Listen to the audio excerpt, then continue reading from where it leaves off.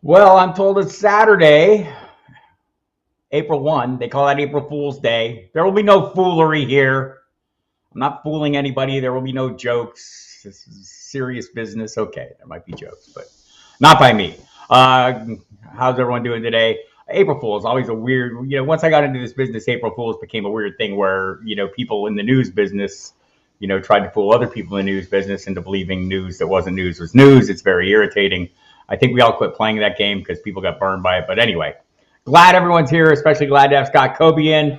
Hope you're feeling well, Scott. Everyone give him a wave. He's coming off, I don't want to get into, share details. He doesn't need shared, but glad that you are here, Scott, and drafting with us. We are doing a 12-team mock draft today on Sleeper. We have all the participants in place. It'll just kind of be a standard, we'll go through 15 rounds, regular PPR, quarterback, couple running backs, 3 wide receivers, tight end kind of setup, just kind of generic. We want to just generate some talk about values and things like that. Before we get started, I'll hit a little bit of news because there's a little bit some Matthew Stafford got all his money, so they're all in. But Sean McVay said earlier this week that he would be a full participant in OTAs. I'll be watching that. I mean, I think this was an issue last year. I've talked about it on these previous live streams. I'm kind of in on Cooper Kupp. And by the way, I'm Bob Harris. Hi. How are you? Glad you could make it. Thanks for coming, everybody. See some questions coming in. I will get to everybody here as we go through. And we just kind of like to use these to, kind of assess values, generate a little conversation about values while we're here live streaming. If you have questions and comments on any players that you see standing out to you, please put them in. This is the footballdiehards.com YouTube channel. Subscribe if you haven't already subscribed. Hit the like button. We appreciate that. Helps generate the more views in the algorithm. The algorithm is all important. And you can go to the website, footballdiehards.com, where you will find a 15% discount waiting if you'd like to sign up now, an early bird discount. Use the promo code DIEHARDS and get in on that. All John Lob's latest rookie content is available. We've got a Dynasty article by Dennis Bennett going up here a little later today. Recent article by Tara Roberts on best ball drafting. I'm in a ton of best balls right now. We'll probably be setting up another best ball tonight on the Football Diehards radio program. You can listen to that from 7 to 9 with Mike Dempsey and myself. So there you have it. All kinds of things going on. A great group of drafters today, including some regulars in this chat. Scott, Andrea's in the draft as well. George Reed, my friend from the Twitter. Hello, Andrea. Thanks for coming. Thanks for drafting as well. And so we're going to kind of see if any of the recent developments and news that we've been talking about are going to have an impact on anyone's drafts. And just, a couple notes on the higher end stories. Obviously, we're very interested in hearing what's going to happen with Aaron Rodgers. So I want to say, is Albert Breer on Sports Illustrated says this might go a little faster than we expect. He says something could even happen this week. I don't know that it really matters. I think we can all assume it's going to happen. Lamar Jackson is the dicier one. I still don't think the Ravens are going to let him get away, but maybe there comes a point where they just decide, wow, here's either an offer, maybe the Colts, maybe someone jumps ahead of the Colts in the draft. What do you guys think about that? The Colts are currently at number 4, Arizona at number 3. There's been some talk that maybe Indy would move up a pick to secure the quarterback they want in the draft. But if somebody jumped ahead of them, made a great offer, would they, and they miss out on the quarterback they want, might that compel them? They're one of the teams, they're not looking to give a fully guaranteed contract. And I don't think anyone is, right? Or obviously Lamar would already have offers out there. But there's been talk recently that maybe he doesn't need a fully guaranteed contract. He just needs a contract that has more guaranteed money than Deshaun Watson. That seems entirely possible and, not reasonable. I see some Jake Ferguson talk in the chat. We'll get to that. JR1616, I see your question as well. Golf Boy, I'll get to these as we get the draft started. And again, as we go through this draft, let's keep an eye out in the chat session. If you're in here watching and just kind of observing things, let's watch for players that you think are values. Chime right in with that in the chat. Comment on any picks that you think are crazy or fantastic or that you would make, or the players that you're avoiding. And we'll kind of discuss those. I'm kind of interested in seeing, been a rash of signings, the running back signings, David Montgomery. I'm still finding it a great value for me. Deontay Foreman, Jamal Williams, Miles Sanders is another one. So we'll be watching for those kind of plays here and see if the moves have had an impact and what kind of impact they're having on guys like DeAndre Swift, some of the associated pieces. Does Dak Prescott rise up a little bit because they've added Brandon Cooks and maybe we feel a little more secure about the passing attack? And I know a lot of things still to shake out with the draft. If you've been missing out on some of the draft content, go back into the YouTube channel. I had live streamed with Laub earlier this week or last Saturday. We went through some more rookies, but there are a series of those, and check out the short shelf too. He's got a bunch of stuff there available on the rookie content. So we'll give those of you, if you get a chance, please, as well. All right, then. How about we draft? Or how about you draft? I am not in this draft, as you can see. I'm here to mock the mock, if it will. Scott Covey's drafting first. Mike Kester 86, Andrea 59, Andrea in the chat, Cliffhanger 26. Jake Bob AI, is that an AI guy? Darville Sinsimic, George Reed, who got in. Glad to see you there, George. Emil Cadlick, of course, in the draft. Bruce Crew, I Bite Kneecaps. Homage to the mighty Dan Campbell and Draft Hustle all in the draft. Travis Kelce off the board, #1 overall. If you've been here before on these drafts, I'm not against this. I mean, you're not going to get him anywhere else. Like if you're all in on Travis Kelce and that leverage over the field that he provides, remember, he scored an average of 5 more fantasy points per week than every other tight end on the board last year. We call that leverage over the field, people. It's a good thing to have. So I get it. You know, I've been getting him a lot around the 6th pick. I know there's some people out on him. I heard John Hansen on the Serious Fantasy channel saying he's not in on Kelce at 6. I am. 100% am. And 100% on board with him going 1 overall if that's where he goes. Because you're not going to get him. Right? If you happen to draw the first pick and you want Travis Kelce, there's no other place you're going to get him. And again, that leverage over the field is pretty good news. Just to clean up a couple of questions as we roll into this draft here a little bit. Can I make sense of the Giants wide receivers? Maybe rank my top 3. Well, I can make sense of it. Darren Waller is a wide receiver 1 and 2. And no. So I think they have probably a little more faith in Isaiah Hodgins. I mean, I think, you know, he's kind of demonstrated some things to them. But just in general, I think, you know, we'll have to see how the health of some of these players is before we get really determinative. I think as things stand today, like we have no idea about Wan'Dale Robinson, when he's going to be ready to go. Sterling Shepard, we've got to figure out. After that, you've got Isaiah Hodgins, Paris Campbell recently signed. Jamison Crowder recently signed. So they got a ton of slot receivers. Darius Slayton re-signed, right? They added Jeff Smith. They've got a lot of pieces. I'd say right now, I'm still viewing Darren Waller as tight end 1. He's moved up a little bit, or wide receiver 1, even though he's a tight end. I think he's going to be the top target for now. They may make another move that makes this all make more sense, or they may do something in the draft that helps us make sense of this. But if I was sitting here today, I would bet your starting receivers are Isaiah Hodgins, Paris Campbell, and Darius Slayton, based on health. I think Wan'Dale Robinson moves in there as soon as he can. But no, it's hard to make sense of it. I don't think we have all the pieces we need to make sense of it just yet.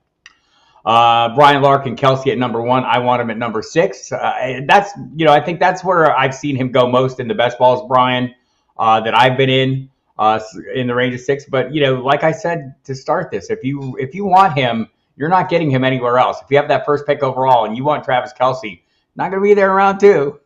Christian McCaffrey, second man off the board. Easy argument again for me if you're looking for leverage over the field. Down the stretch last season, or at least he averaged 22 fantasy points per game once he landed in San Francisco. He had 5 games, I want to say, at 25 fantasy points.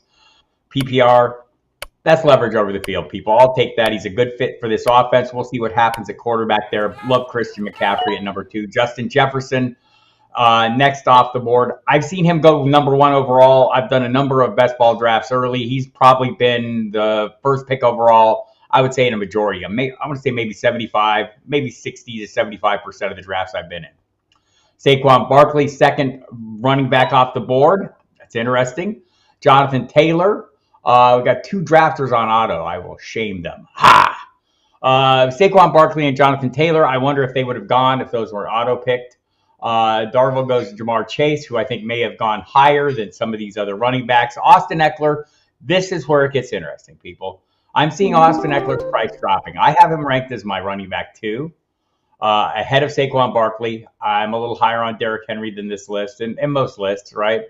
But Eckler has requested and been granted permission to seek a trade. I think the least likely outcome on this one is Austin Eckler gets traded, right? I just don't see it. Look, it's nice of the Chargers to give him an opportunity to see what his value is, and it behooves them, right, to see what kind of value they could get in return if it's something vast. I've heard talk, had a guest on the show who covered the team on a daily basis, suggested that, if Bijan Robinson made it down to them, and it sounds like that's not likely, but that they're not out of the picture of drafting a running back early in this draft. If it's not Bijan, I don't know if they'd go first round on anybody, but we'll see how that plays out. But for me, Austin Eckler is a great value. I made an interesting point in a previous video that I thought really stood up. Kyle Brandt on NFL Network suggested that, if Austin Eckler was a wide receiver, given his numbers, he'd be a close to $20 million a year player, but he's a running back, so he's not a $20 million a year player. So we'll move on there. Austin Eckler, I think, is a good value at this point. Stephon Diggs, I'm not going to argue this. There's wide receivers I prefer over him, but he's in a locked-in position with a great quarterback and an offense that makes great use. What are we going to think if DeAndre Hopkins lands there in Buffalo? Sounds like Buffalo, the recent reporting is DeAndre Hopkins is the favorite to be a Bill, or the Bills are the leader in the clubhouse now to land him. There are other teams still in the mix. We'll see. How would that impact Stephon Diggs, do you think? I'd be interested to see that. Emo goes with Josh Jacobs. I think this is a rock solid pick. I think he's a first rounder, but I'm seeing him slide outside the first round in a lot of best balls. If he slides outside the first round, I've got my eye on him. And the same with Derrick Henry, who went with the 11th pick overall. Josh Allen goes in the first round. Again, I think he probably would have made it to that second pick where CeeDee Lamb went there. But if you want him and you want to get him, I'll say this about the quarterbacks, the top three quarterbacks, Patrick Mahomes, Josh Allen, and Jalen Hurts. They aren't making it far out of the third round, right, or far into the third round in the recent best ball drafts I've been in. There's a distinct tier that people see of quarterbacks there, and there's a group that goes right after that, probably through the seventh round. But seeing Josh Allen, Jalen Hurts, and Patrick Mahomes in whatever order go before the middle of the third round is not totally unusual. I had another question here from Golf Boy about Jake Ferguson, who is a player I've begun to add a lot in late rounds in best ball. He's a free square play. The people in Dallas think he's in line for an increased workload. Dalton Schultz signed with the Houston Texans. So keep an eye on Jake Ferguson. Could be the free square play you're after. Look, Peyton Hendershot is there. Maybe they draft somebody. It's a target-rich environment at the tight end position in this year's draft. But as things stand now, I think Jake Ferguson is a super sneaky value play. And more to the point of the question, is he a low-end tight end 1, high-end tight end 2, or just a middling 2? I think that's the range of outcomes, right? A low-end, I would say, the best case scenario is a low-end tight end 1. Maybe he's nothing, but you're not paying anything for him. That's the key there. Dalvin at 202. A lot of interesting things. So we'll round out the first round. Derrick Henry, an auto pick. I think that's a perfectly reasonable pick right there. I like the value. I'm starting to see Derrick Henry slip into the second round. This makes me very happy. The recent talk out of Tennessee has been that they're fine with him. Rand Carthorne talked about it. The owners' meeting this week, a lot of talk. You know how these meetings go. Everyone's there and everyone gets asked questions. He was asked questions specifically about Derrick Henry in relation to the recent reports that he was available, Henry, via trade. Carthorne said that's not true. By the way, the people in Denver said Jerry Jeudy and Cortland Sutton are not available, yet Dan Graziano of ESPN reports that yes, they are. They still are, even after those comments saying they weren't. So we also know how this works as NFL fans. Anything is possible until it's not, right? So keep your eyes open for still some movement to come. Cooper Kupp, I think, is a great value. Look, I rank him as my wide receiver 1. Why am I saying that? What makes me believe Cooper Kupp can be a wide receiver 1? Well, something I mentioned at the top of the program. Matthew Stafford got the second half of his $60 million signing bonus, but earlier this week, Sean McVay said he expects him to be working fully in OTAs. He did not last year, if you'll remember. He had the elbow issue. This is something to watch for. If Matthew Stafford is throwing without restriction early on, this is good news. It's also good news for the Rams in general, but specifically for Cooper Kupp, who was by far the leading average point scorer at his position when healthy last year. And again, this is something I'm looking for, right? I want the points per game. So if you go back to last season and just in general, the average points per game, the highest wide receiver was Cooper Kupp, 18.6 points per game. I'm using a generic PPR system. Justin Jefferson next at 18.1. Tyreek Hill next after that at 17.2. Devontae Adams at 17.1. That 18.6 is, to me, I don't see a reason why that changes a lot, right? In fact, the only thing I can see is that getting slightly better if Matthew Stafford is in the locked and upright position. Look, there are no guarantees on any of this, but we're drafting in March, people. You're going to make some assumptions, and that's the lane I'm driving down. If you're driving down a different lane, that's perfectly fine, right? If you're thinking, man, I just don't have faith in this. I am going to have some faith in Cooper Kupp because he has been consistently productive over the course of recent years. Despite regardless quarterback, and he was pretty damn productive, as noted just now by that average scoring, with a kind of beat up Matthew Stafford. So I'll go in on that. Tyreek Hill, great start too, by the way. So we can start looking at how some of these teams are starting. 2 wide receivers start, Cooper Kupp and Tyreek Hill. I think that's insane. That's very good. That is maybe not a zero running back strategy. We'll see some of those. Not at team 2 though. It's already starting out running back heavy. But on the other end, team 12, draft hustle, Kupp and Hill, nice start there. Henry and Cook. So Dalvin Cook at 202, Golf Boy commented on that. I'm kind of curious as well. Good morning, Mr. Scampers. Thanks for coming. I appreciate you. I want to say, was it Jeremy Fowler reported this week, or no, it was Kevin Seifert at ESPN, discussed a little bit about Dalvin Cook's future. And I think we all assumed about a week ago he had a bonus due, right? And we were all thinking they're going to move on from him. There was a lot of, waiting for that deadline, the league business deadline that day, when his bonus was due at $14 million. That he probably wouldn't be on the roster. Why? Because the Vikings essentially re-signed Alexander Madison with a kind of a guaranteed contract, a lower level guaranteed contract, but they're kind of paying him starter money. And so are they paying both these guys starter money? Are they going to use both of them to that degree? It doesn't seem likely in this offense with Justin Jefferson, TJ Hawkinson, KJ Osborne, by the way. I like the way he looks in terms of value in recent drafts. But is it fair to wonder, if Dalvin Cook, and I think that's Kevin Seifert's point, was this, we may not have seen the end of this. That he'd be, Dalvin Cook's either going to take a pay cut, be traded, or be released. That was his final take on Dalvin Cook, and I don't think it's wrong. Mark Andrews added to that roster, the auto pick roster. Ugh. That's not going to work out well. I have concerns. We know what's going on in Baltimore. I touched on it at the top of the show, the Lamar Jackson ongoing drama. To me, if Lamar Jackson, it's like, and look, we've had a change of coordinators. Todd Monken, who comes in, ran tons of 12 personnel, 2 tight end sets in Georgia in his last stop.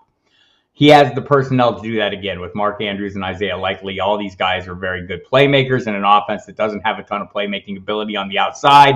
So I wouldn't assume the change in coordinator makes, and besides, eyeball test-wise, Mark Andrews is still a fantastic player, right? And I'm not surprised to see TJ Hawkinson go ahead of him because I'm a Mark Andrews stan, and I'm drafting TJ Hawkinson ahead of him. But that's the concern for me with Andrews, and I think the price should be driven down. Kyle Pitts and George Kittle going after him. Again, I mentioned Darren Waller as a player I'm seeing a lot of value in because I'm viewing him as the de facto wide receiver 1 for the Giants until further notice. So drafting on what I know now, I like what I see from Waller. He's got to do his part and stay healthy, but looks like he'll get a ton of targets. And yes, Andrea, James Cook did take his brother's number in Buffalo, so maybe Dalvin's not heading that way, right? Another clue there. And I think Damian Harris is another thing to see there. But I'm with you. Dalvin Cook at 202, not great. So would like you guys to put in the chat some of the, if you're out there drafting in early best ball, some of the things you're seeing. I'm seeing at running back, Dalvin Cook, Joe Mixon, I'm getting in the 6th round. And I know there's uncertainty about him. I don't think he's a lousy player, though, any more than I think Dalvin Cook's a lousy player. It just maybe on the tail end of their super productive careers. But, a change of scenery might do them both well. So I'll be interested to see where they land. I think at the prices they're going, not the 202 for Dalvin Cook. You get into the fourth round, which I'm seeing him some in best ball, and I'm seeing Joe Mixon. I mean, I've gotten him in the sixth round. You see him slip into the seventh and some. I think at that point, I'm having a hard time avoiding. Brian Larkin wonders if Kyle Pitts in the fourth is a good value. I don't know that it is. I have concerns. The talent is still there, and maybe Bruce, if you're in the chat, you can chime in with your thoughts on him. I think that's a little high, but I mean, we all still think the talent is still there. But will the usage work out? They brought in another tight end there. Maybe that helps out his cause, right? They brought Jonnu Smith in, traded for him from New England. He also knows Arthur Smith, the head coach, so worked with them in Tennessee. So we'll see if there's, if they start doing some more creative things to give him a more prominent role in the mix there in this offense. But it's been a struggle for Kyle Pitts for sure. George Kittle, I have concerns about, but I think that's a pretty good price range for tight ends going after some of these guys. Brock Purdy, to me, is the key. Emil Cadlick took him in the, fourth round. So I think, again, if I knew Brock Purdy was going to be locked in from week one, I'd be all in on George Kittle. I would love George Kittle more. He really rose up with Purdy at quarterback. I think there's some questions. If you missed that early this week, Kyle Shanahan said Brock Purdy, they were hoping 6 months, could be as long as 8 months for the recovery, right? So he had the surgery middle of March, 3 months till he starts throwing, 6 months till he's cleared to fully practice. That puts you right up against the start of the season. Both GM John Lynch and Shanahan have basically said the starting job is Purdy's, or at least he's the leader in the clubhouse going in to be the starter. I think that's their desired outcome. He's got to make good on that. He had the least, didn't have the full reconstructive, the full Tommy John surgery. They call it an internal brace they did in his elbow. So hopefully the recovery goes well. But in the interim, guys like Trey Lance and Sam Darnold will be taking all the snaps, and we'll see how it plays out. I know I see Trey Lance going pretty early in best balls, and it kind of surprises me. Going well ahead of Purdy, which, it's a speculative play. At this time of year, I get it. I don't know if I'm making that same speculative play. Where are you all at on the San Francisco quarterback? Throw it in the comments. We can discuss further if it interests you. So let's look at the builds on some of these teams real quick. We'll start out with Scott Kobe, went with Travis Kelce, came back around with DK Metcalf and Jalen Hurts, Calvin Ridley, and Michael Pittman. Pittman, I saw a little chatter on Twitter this morning about maybe we're overlooking Pittman, who was still wide receiver 21 despite playing with not great quarterbacks. It's a fair argument, right? He's been heavily targeted, so we'll see. The argument on Twitter, and I wish I could remember who it was so I could credit them, but the argument was, Gardner Minshew is already a better quarterback than what they had last year. It's a fair argument. All right, so I like that start. Scott's going to go, not zero RB, but he definitely going to be a late round RB. Team 2 starts out with Christian McCaffrey, Najee Harris, Nick Chubb. The 3 running back starts. I think in all my best ball drafts, and I'm well into the double digits, I do have one draft that I started with 3 running backs just to see how it played out, and I'm not unhappy with it. Terry McLaurin, Joe Burrow round out that group through the 5th round. Andrea has Justin Jefferson, Amon-Ra St. Brown, a favorite of hers I know, who I think she got at a great value. I think a couple of these auto picks early on kind of worked in the favor of some of these players pushed down. I would love to get Amon-Ra St. Brown that late in the 2nd round. Kenneth Walker, a great first running back in round 3. DJ Moore and Amari Cooper, who I think may be a little bit of an overlooked commodity as well in round 5. That's a great start, Andrea. Cliffhanger 26 appears to be on auto. Saquon Barkley, T. Higgins, Breece Hall, DeAndre Hopkins, Justin Fields, Jake Bob Al. What is that? 3 names? Jonathan Taylor, DeAndre Swift, Bijan Robinson. That's a heavy running back, heavy start. But look, he rebounds nicely. I'm not against this start right here. What do y'all think of this? Jonathan Taylor, DeAndre Swift. I'll go ahead and say it right now. That's too early for DeAndre Swift in my book. Bijan Robinson. I would see this the other way around more in the drafts that I've been in. Bijan Robinson going in that 2-8 would be more normal than seeing DeAndre Swift. But either way, he got him. Devontae Smith and Chris Olave. Those are the pieces I like. If this was any other running back but DeAndre Swift, who I don't have faith in, maybe Jake Bob Al does. We'll see. I'd like to hear your comments. Where are y'all drafting Swift right now? But Devontae Smith and Chris Olave in rounds 4 and 5 is fantastic. I almost swore That's how fantastic it is. I almost threw in an adjective. Darville, Jamar Chase, Jalen Waddle, great start. TJ Hawkinson, love it. This is a one quarterback league, and he is cornering the market on quarterbacks. Would love to hear more about that in the comments if you're out there, Darville. Tua Tagovailoa and Justin Herbert in rounds 4 and 5. Cincy Mink, Austin Eckler, Patrick Mahomes, Deebo Samuel, Ramondre Stevenson, Miles Sanders in round 5. I think that's a value, especially Alvin Kamara. George playing it risky with Alvin Kamara. George, put in the chat if you're out there what you think about Alvin Kamara. Started out with 3 really great running backs or wide receivers. Did George Reed, Stephon Diggs, AJ Brown, Garrett Wilson. That's 3 wide receiver ones there, right? Or borderline. If you're looking at Garrett Wilson, the assumption being Aaron Rodgers is going to be playing with him. Whoever's playing with him, probably going to be an upgrade. Then Cam Akers, Alvin Kamara, and Jamal Williams. That's a lot of or Javonte Williams. That's some risk at running back, George. I'm going to say that. Explain yourself, young man. I would like to hear more about this. Emil goes with Josh Jacobs, Devontae Adams in round 2. Don't see him fall that far in a lot of the drafts I'm in. Tony Pollard, a top 10 commodity last year in round 3 as running back 2. Kittle, Christian Watson. How good is Jordan Love going to be? What do we think about that? And James Conner. James Conner, I think, is a value. I'm seeing him this late. I'm seeing him later in best balls, as late as round 7, maybe round 8. I think there's a handful of these running backs that I'm really interested in that I wish I hadn't drafted running backs earlier because I think the prices are so great on some of these guys later. Where are you guys at on your running back values as you run through your best balls? Put it in the chat if you can. Bruce W, Bruce Crew, Brew Crew, Buck Crew, Brew Crew. I'll get it. Give me a minute. Josh Allen, way earlier than I've seen him go. This is the first non-superflex draft I've seen a quarterback go in round 1. Again, it's defensible. You wanted him. I would have waited till round 2 and probably think you could have got him, but maybe not. CeeDee Lamb, Travis Etienne, Kyle Pitts. I think a little bit of a reach there. Second quarterback. This is not a superflex league, people. Trevor Lawrence, Christian Kirk. I wonder if the quarterbacks going earlier, the multiple quarterbacks going earlier, is just a function of you don't think there are other high-end plays. This is something I do a lot in drafts where I'm not in love with anybody at the positions. I often go for a quarterback, but I only do it with one. But maybe this is a carryover to that. I Bite Kneecap starts with Derrick Henry and Dalvin Cook. We've discussed Cook, Mark Andrews. We've discussed Joe Mixon. I would like him a little later, a little uncertain future, right? The Bengals, Katie Blackburn talked about it this week, and Vince Tobin as well, but I think the general consensus was there's something still going on there, and we don't know how this is going to play out. But honestly, if he ends up on another team, I'd still be interested in having him. I just like a better price. Lamar Jackson in round 5 I think looking at the quarterbacks that went ahead of him, like, this is too early for Lamar Jackson for me right now with the information we have or, the amount of uncertainty surrounding him.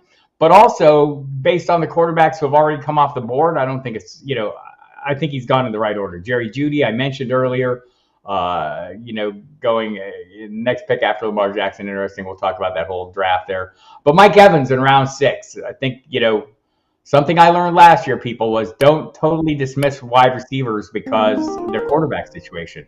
I feel that's happening to Mike Evans and Chris Godwin a little bit.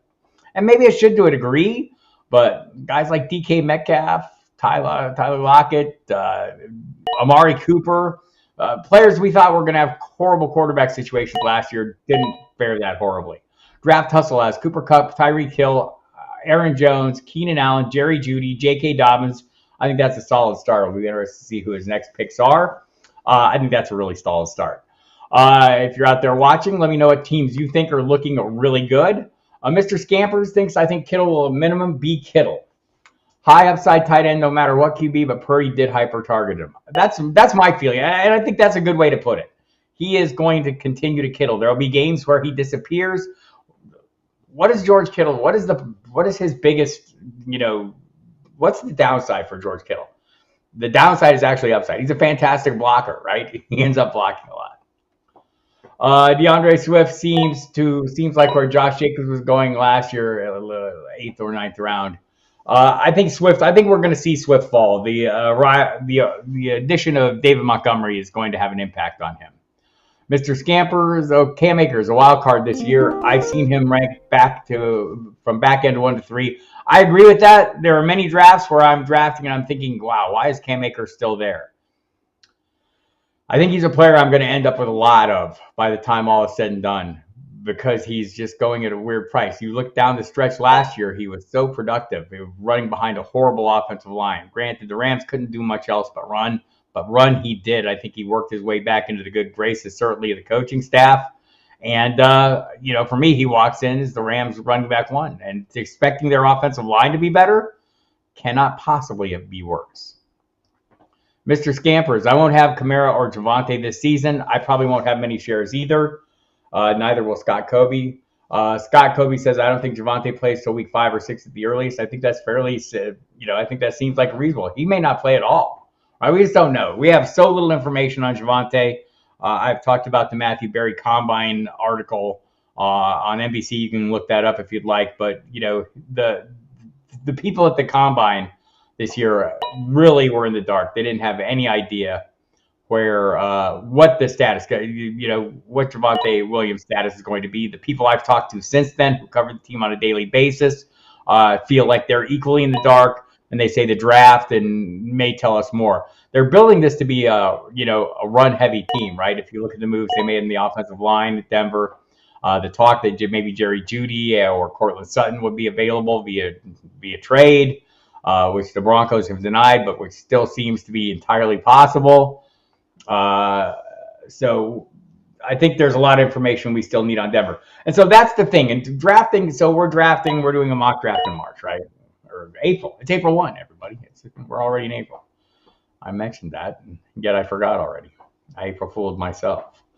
Still a lot of things to play out in terms of the NFL draft, OTAs. Players could still be on the move. Players will be released. But we're drafting with the information we have on hand, right? And I think for the most of us, we're perfectly fine drafting players or avoiding players where we just don't have the information we want to have. Like I don't need to draft Lamar Jackson this early. I'll wait till I have some clarity. Alvin Kamara, we'll have more clarity on after his trial in July, right? July 31st is his trial. And at that point, the league will swoop in when this is all cleared up and impose some discipline. And so we'll have a better idea on him and Jamal Williams. Golf Boy says he might be out on Jamal Williams. In an FFPC draft, he took Connor in the 7th, Kamara in the 8th, Jamal Williams in the 9th. I mean, I think those are reasonable gambles at this point. I do think most people believe that Kamara is going to face some form of discipline. So we will see. Andrea likes Akers this year again. I like that. Digging the 3 spot, let's take a look at some of these teams and see how the builds are going again as we check back in. The draft is moving nicely. I appreciate everyone out there drafting, doing their great things. Scott Kobe with Kelsey, Metcalf, Hurts, Ridley, Pittman, George Pickens. How do we feel about George Pickens in comparison to, say, Deontay Johnson? Right? I mean, do we still view Deontay Johnson as the wide receiver 1 there, or are we going to project Pickens as the wide receiver 1? I think I'm projecting Pickens as the wide receiver 1 there. I'm drafting him later. I think he's still going in the best balls I'm in later than we're seeing Deontay Johnson. And I think in this one draft here, where is Johnson at? So he went a fair amount ahead. So Pickens went in 6-12 and Deontay Johnson is 7-7. So I think that's probably about right for me. Isaiah Pacheco and Damian Harris, solid picks for 7th and 8th round. Gabe Davis, come on, Scott. Is this a Gabe Davis rebound year? Team 2, Christian McCaffrey, Najee Harris, Nick Chubb, the 3 running back start. Followed up with Terry McLaurin. I see McLaurin falling, right? I mean, and I think it's the uncertainty at quarterback again. I'm trying not to overplay the uncertainty at quarterback card this year. I'm trying to dial that back. But, whether it's Sam Howell or Jacoby Brissett, we'll see. Joe Burrow, solid play. Marquise Brown is a guy that I don't have a good feel for. I'm kind of avoiding. I'm surprised Mike Williams lasted until the 7th round. More so, I'm surprised he went after Marquise Brown, after George Pickens, after Drake London, after Chris Godwin, after Christian Kirk, after Mike Evans. I'm not seeing that a lot, so I think this is great value for me. Where are y'all at on Mike Williams? Does this seem a little low to him? Leonard Fournette and Ezekiel Elliott. Team 2 goes with the free agent running backs and hoping they land in fortuitous spots. Andrea, Jefferson, St. Brown. Man, I can't get over that start. That's fantastic. Throw in Kenneth Walker III, it gets even better. Throw in DJ Moore and Amari Cooper, it gets increasingly better. Dameon Pierce, am I concerned about Devin Singletary? A little bit. I still think Dameon Pierce is the frontline play there. Dak Prescott, great value at the spot gotten, right? I mean, don't have a problem with that. Zach Charbonnet, John Law will love that pick. And Brandon Cooks, it's a great draft, Andrea. Cliffhangers going with the Otto, Barkley, Higgins, Breece Hall, DeAndre Hopkins, Justin Fields, David Montgomery, I don't think is a bad value in the 6th round.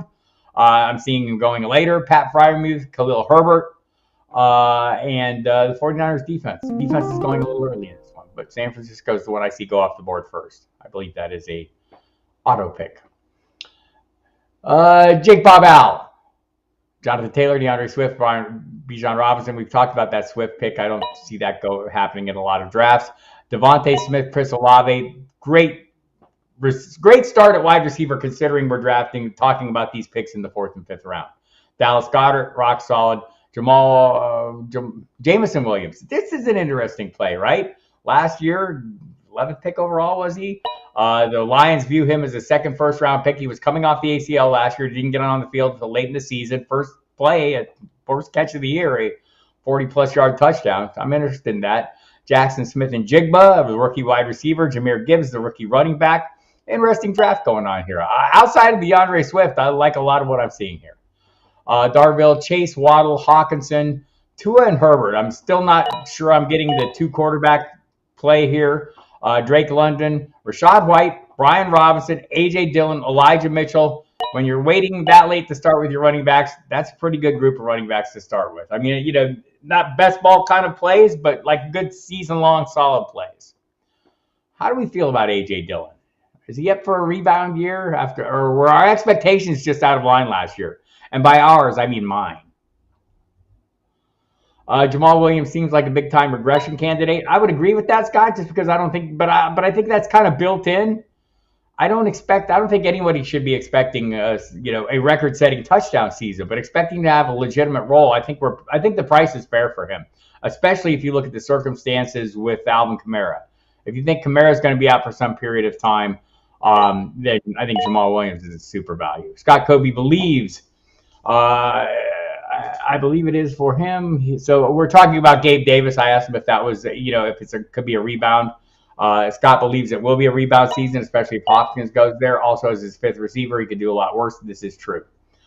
I'll provide the same hashtag analysis for TMC as Kittle. He's been a wide receiver too, despite never having a quarterback. I think that's the thing for me on McLaurin. I think he's a value right now. Golf Boy agrees. Jamal has to regress. He could hit double-digit TDs. If he did, I think that would be a successful season. And I think that's the perfect take. Golf Boy wrote this. Jamal has to regress. I'm hoping he hits double-digit TDs and healthy enough to back up Kamara.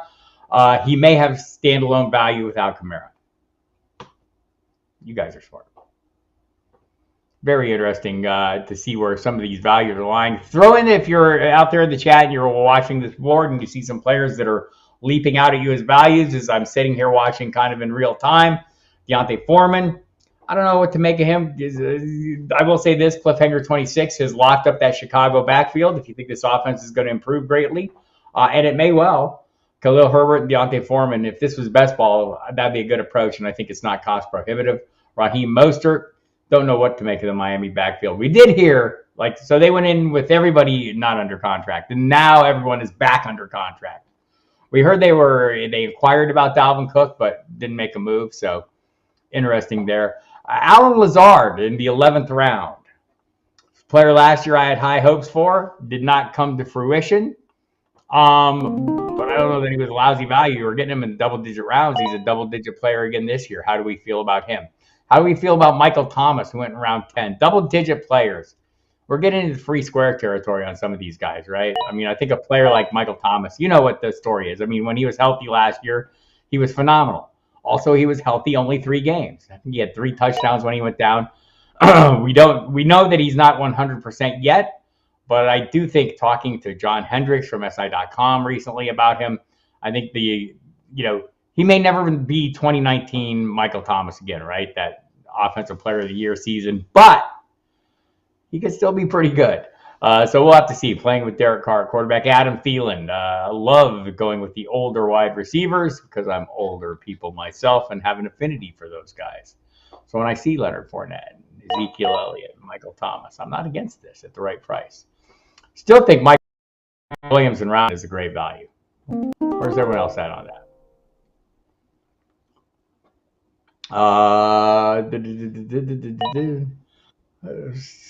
Chubb in 3rd round.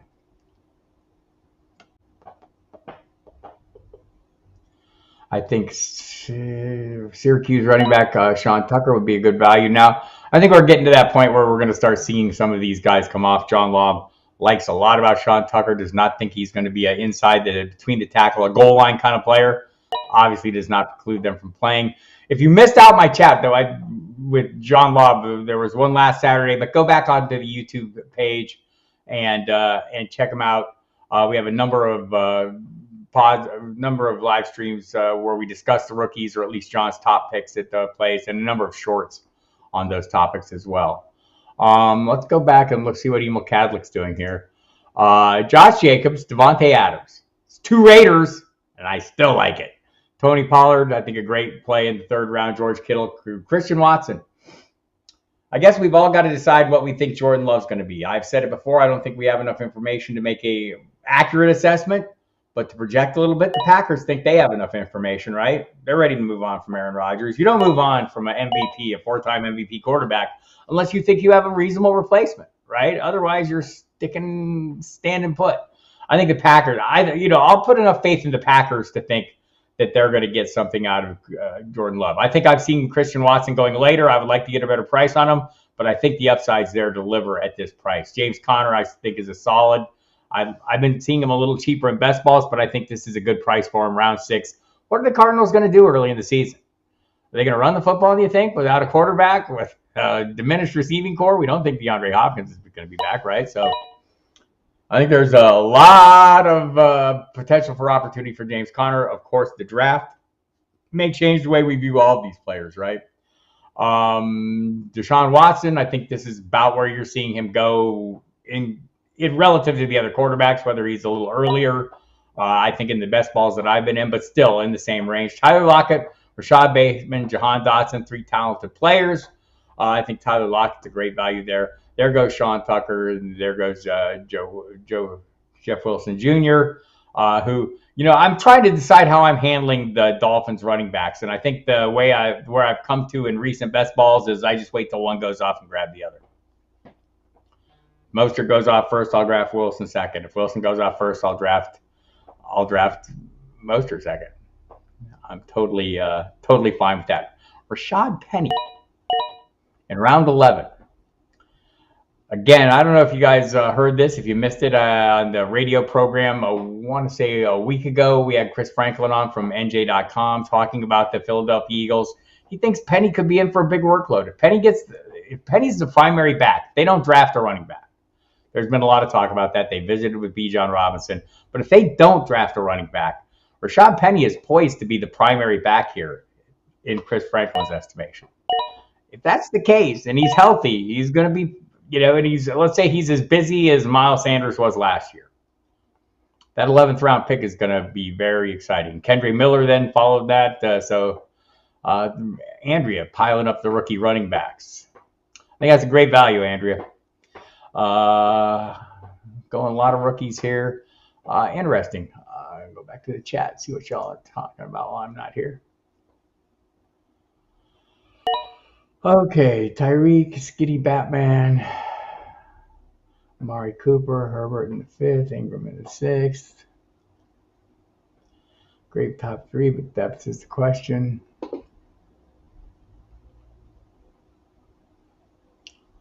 Yeah, I think that is a pretty good top 3.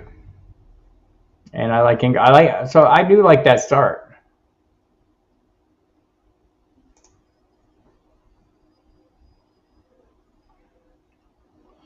All right, going back here, looking at some of these late round picks that we're seeing coming in. KJ Osborne, round 12.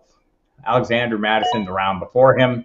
I think these might be some sneaky plays right now if you're trying to be projecting. If KJ Osborne almost seems like a free square at this point, right? If he's, I mean, I think we're all sitting here viewing him as a de facto wide receiver two in Minnesota. I think this is a great price for him. I think some of the running backs I saw this one range here. Rashad White, I don't have a lot of confidence in, but as things stand today, he is the running back one for the Tampa Bay Buccaneers. Offensive line should be better. Quarterback play, we'll see. Great wide receiver still, great defense. So Brian Robinson seems like a little bit of an overlooked commodity. Maybe not a ton of upside, but a ton of opportunities. AJ Dillon's the one that interests me in round 9. I think we may be, I think I'm expecting more from AJ Dillon this year. Why? It was a disappointing year last year, but not horrible, just disappointing. Elijah Mitchell will continue to have a role, it appears, behind Christian McCaffrey. For those of you in the chat, go ahead and chime in if you see some values that as you perceive them. Some players that are going. Geno Smith. This is I'm looking here. Like I'm just looking at this like the draft hustle picks right here.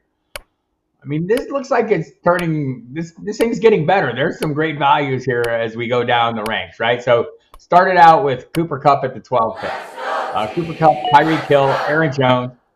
I'm not sure what to make Aaron Jones. I mean, I think I don't think this is a horrible price, but I don't know if, I think this is about the range where I want to see him go. How many running backs have got? 1, 2, 3. Yeah, I mean, it's not crazy. I mean, I think there are players. I don't see anyone going after him. I mean, there's guys I like, but maybe Akers, maybe Sanders. Interesting. Anyway, Aaron Jones, I'm not going to quibble with this because I like this draft in general an awful lot. Keenan Allen, Jerry Jeudy, both great values, assuming Jeudy stays in place, right? And even if he doesn't, if he goes somewhere, I think 5th round is pretty good value. J.K. Dobbins and Tyler Algier 6 and 7.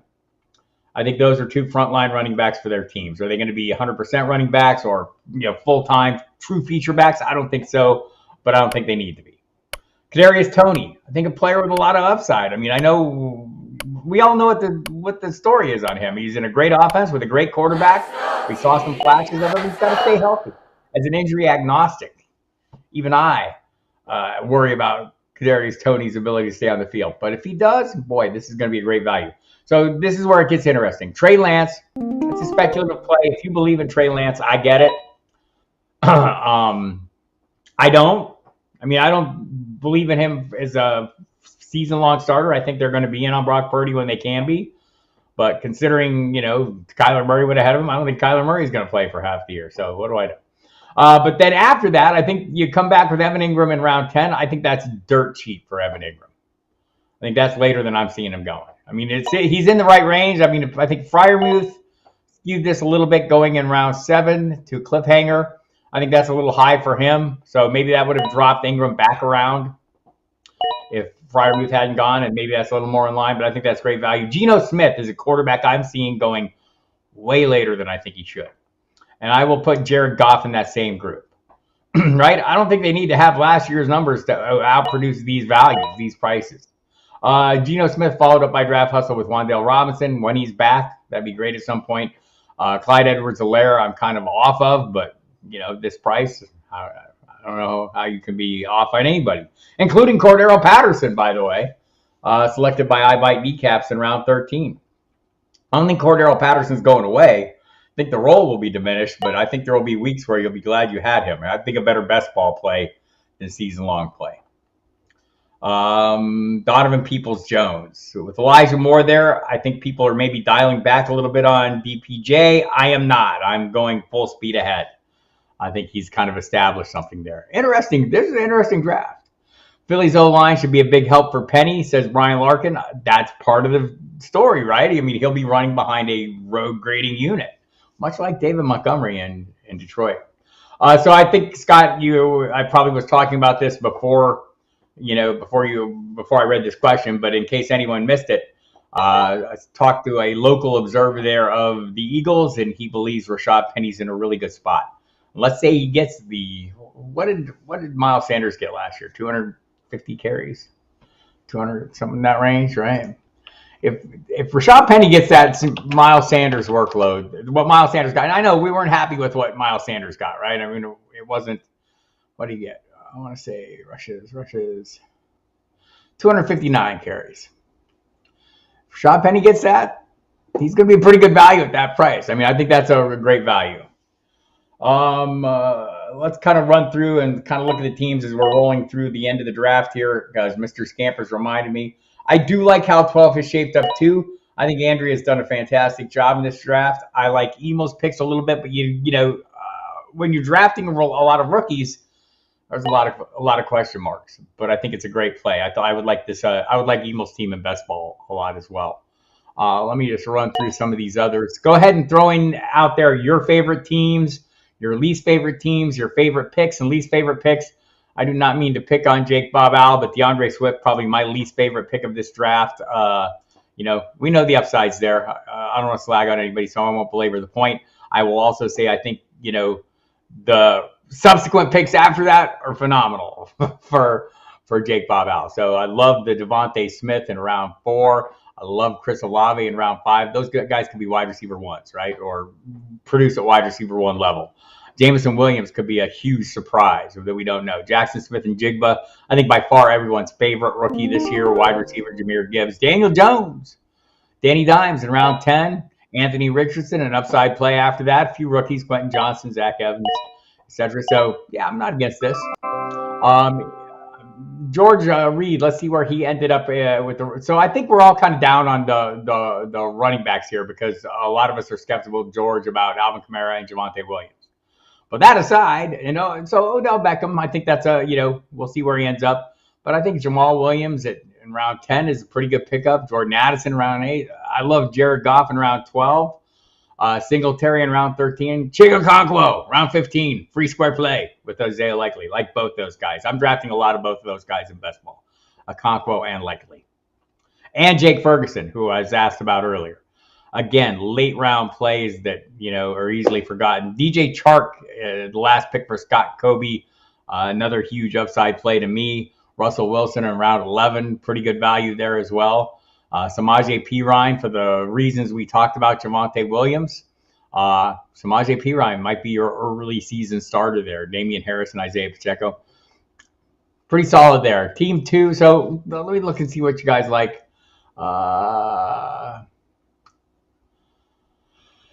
I see we have Sky Lazard going Dale. I have 5 picks left. 3 will be wide receivers. I've liked how Team 12 saying that I'm kind of liking Gainwell this season. So I don't know where I'm at on Gainwell. I mean, I think the Eagles like him, obviously. But based on my conversation with Chris Franklin, they like him for what he was last year. They don't see him as the lead piece, and that would explain why Penny's there. It would also explain why, if they draft Bijan Robinson is there. So we'll see. We'll have more draft content coming up in the coming weeks. By the way, in case you've just tuned in here, I'm Bob Harris. You'll catch me here every Wednesday at 7 p.m., every Saturday at noon. Going into the time, you'll also hear me on the Football Diehards radio program. For now, Saturday nights, that'll pick up the pace as we get closer to football, as you well know. Already starting to see some shifts in the scheduling for Sirius XM Fantasy. So check us out tonight, 7 to 9 p.m. Eastern time. We'll probably start up a best ball there. I like Team 1. I think he has a great group of receiver and didn't get hurt by Kelsey at the number 1 spot. Said Scott Kobe, who drafted Team 1. I don't disagree with you, Scott. I think I would agree with that. Great group of receivers. DK Metcalf, Ridley, Michael Pittman, I think is great value. George Pickens, a great value. So yeah, and I'm not against the running back. I mean, I think Pacheco and Damian Harris. We'll see what happens in Buffalo. But I'm not going to argue your point, Scott. I'm not. And so give me team grades out there, or throw out your top teams. The rest of you, Gainwell, 550 yards and 4 TDs. I think that's a reasonable assessment. I think that's a nice forecast, Andrea. I think that's a nice forecast. I think the Eagle. I think in the Eagles' mind, based on my conversation with Chris Franklin, is kind of Gainwell has defined himself. Good player with some upside, but not an every down play, which is why Rashad Penny's there, which is why Bijan Robinson might or might not be there. I just keep throwing him out there because he visited Philadelphia a week or two ago. So there we go. Mechie at worst is a good vibes karma pick too. I would agree with that. John Mechie, will find out. Sounds like he's on track. Andrea 8+ from Scott Kobe. I'm not gonna lie, I think that's about right. So I think that's kind of the if I was picking Team 12 and A, I would agree. For the most part, I mean, I'm not going to slag on the Trey Lance pick, but I think that's, my only knock. But I mean, if the speculative play and you believe that, that look, the window is open for him, right? He's got 6 months to prove that the thing they draft him to be, he is. So, again, not against that. Not against it, just not for it. Like, it's not my lane, but I do understand the lane. And I'm seeing it a lot in best ball, right? I'm seeing it a ton. Did Brock Purdy even go in this draft? I think he did not. Jordan Love by Emil Kadlik in the last round. That's a good pick. That to me is a great pick, right? Because I'm starting to get more Jordan Love as a third quarterback in my best ball teams. For this reason, right? Like, we don't have enough information, but I think I have enough information on the Packers' brain trust to think they know. Again, do you let a 4-time MVP walk out the door if you think you have nothing at quarterback? They think they have something, right? And we'll find out if they're right or not. But I mean, I think at the last round of a draft, I think it's pretty easy call there. Mr. Scampers. So I'm kind of with you on that team 4, right? Like, the defense was early, Freiermuth was early. But outside of that, I like pretty much everyone. Derek Carr in round 14. I mean, I don't know about Hunter Renfrow. I'm not excited about that pick. But, in round 12, Donovan Peoples-Jones excites me more than Hunter Renfrow right now. But if Hunter Renfrow ended up having a bit of a rebound season, might be a great play. But I love this. I like. There's a lot to like there. But I agree. There's a couple picks that kind of skewed me. I bite kneecaps. The Dalvin Cook, I think, was a little early. I'm not all on board, but I mean, generally speaking, that Mike Evans, Cortland Sutton, Juju Smith-Schuster, Treylon Burks range there, I'm not going to knock that either, man. Allen Robinson. I think we're all off Allen Robinson. I'm like avoiding him in best balls, but I think the price is right. I think the price is right on Allen Robinson. I still think there's a good player in there. We just haven't seen him for quite a while. I know the Rams are optimistic if he is not traded, and he's been given permission to seek a trade. But if he sticks around, they're saying really positive things in case that's the outcome. This was a great draft. I think there's a lot here to think about as I go into my best balls. We'll talk about those more tonight on the radio program, Mike Dempsey and myself. I'll be back again Wednesday, 7 p.m. Eastern time. We'll figure out some guests, maybe do a little more rookie content going forward. I know our friend Matt Waldman came out with his rookie scouting portfolio, which we'll try to get him on here at some point. He will be on the radio program tonight. If you're listening to that, if you're doing the appointment listening, he'll be on an hour or two at 8 p.m. Otherwise, go hit the footballdiehards.com website if you have not yet subscribed or you want to get in on the coming season at a good discount. Use the promo code DieHards to get 15% off the already low price. And stick around here. Hit the like button on the YouTube thing. Hit the like. Dislike me. I had not disliked me yet. And also subscribe to the channel. Hit the notification bell. Do all those things. We're here twice a week, every week. We're going to start doing a little more content too on the shorts. Got Lyle working on some stuff, so watch for that kind of stuff and click and watch all those things. Appreciate you all coming. Appreciate everyone coming to watch and get in on the conversation. Thought this draft was very interesting, and I'm excited about some of the values I'm seeing here. This is why we practice, by golly. This is the thing, right? One last thought here, right? Like, people kind of get ridiculed. Why are you doing drafts right now? Well, why are we doing drafts right now? Simple reason. Because when the drafts really matter in August, I want them to be automatic. I want to sit there and I want to know where I'm going to get players. I want to have a really good feel for what kind of lineup, what my various starting points are going to end up resulting in when I get to the end. Like, if I start out with 3 wide receivers, where am I going to end up there? What kind of running backs am I going to have? Who do I need to be targeting later in the draft? All these things are very helpful to learn. I want to thank you all for coming. Thanks, Andrea. Thanks, Crampers. Nice draft, Darvel. Appreciate you all coming, and we will see you Wednesday. 7 p.m. Eastern time for more shenanigans right here with the football diehards. I'm Bob Harris. Over and out.